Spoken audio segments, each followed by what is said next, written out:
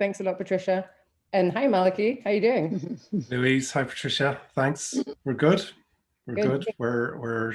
We're crazy times at the moment in every newsroom, I think, in the States. Well, But, I do want to talk about what you're working on at the moment, especially like, with the Capitol Hill being overrun and that work. But we can come back to that because first, let's talk about Syria.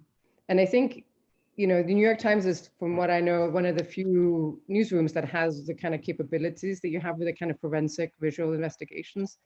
And I think people will probably be interested in hearing a little bit about your methods and how you approach a story. And maybe we could start there.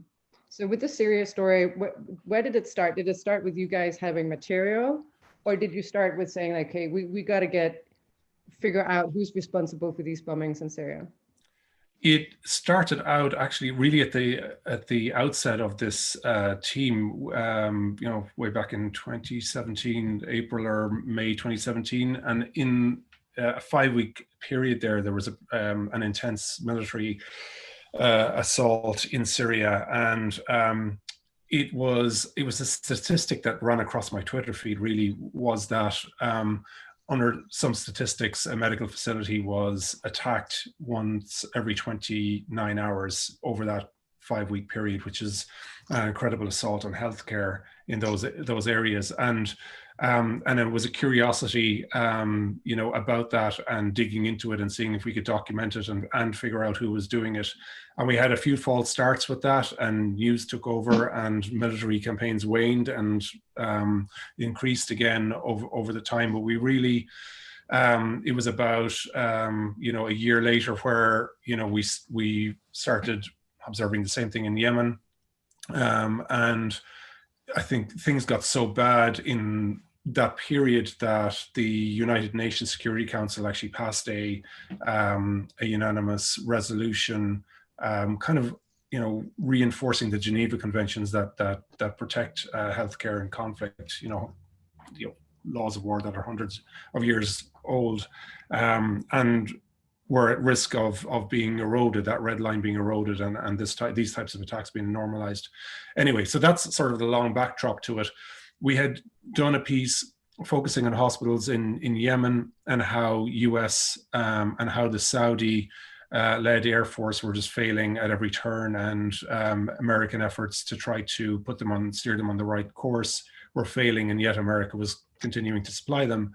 And then in that, while we were reporting and producing that, there was another military campaign in Idlib that picked up steam, and there again, hospitals were, it appeared to be deliberately attacked, because with each of these military campaigns, the data that we had gathered and the people that we had spoken to up to this point, you notice a big uptick on attacks on hospitals at the same time that they're attacking other civilian infrastructure from the air. And so if it's attacks from the air, it has to be either Russia or Syria.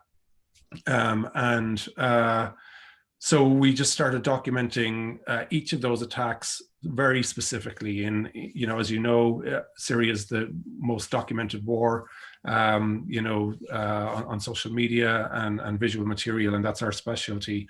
And so we started documenting a lot of that stuff. And we also had a lot of background information and spreadsheets and databases from the likes of Physicians for Human Rights. And we had, looked into the different ways in which hospitals are attacked, the different types of weapons that are being used. And so that was the starting point. But in all of that evidence, it was very difficult to assign responsibility for individual specific attacks to specific Air Force or parties. The rebels in the area also were responsible for attacking some medical facilities, but nothing on the scale of the Syrians and the Russians. Mm-hmm. And of course, the Russians were denying that they had anything to do with it, or commenting. Just for a little bit of contextualization, that those hospitals in Idlib, for example, were they overground hospitals clearly marked? What is? Give us a little bit of a flavor of what it looks like on the ground.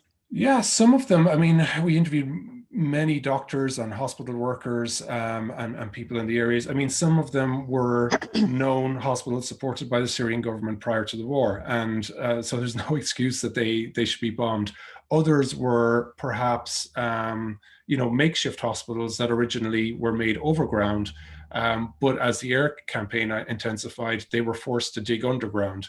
And in fact, some of the hospitals are relocated away from civilian areas. So often were they attacked, along with bakeries and other infrastructure. They said, we better build these places in bunkers outside of the town, away from civilians. And so some of them are underground. Other ones are, in the basements of existing ones. But in the earlier days, they were, standing above ground maternity hospitals, you name it.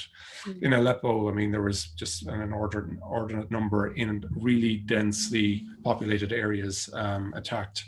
And we interviewed, one of the Dr. Hamza, who's in the Forsama film, that brilliant film, horrific film, about the day that one of the days that the hospital that he operated was attacked.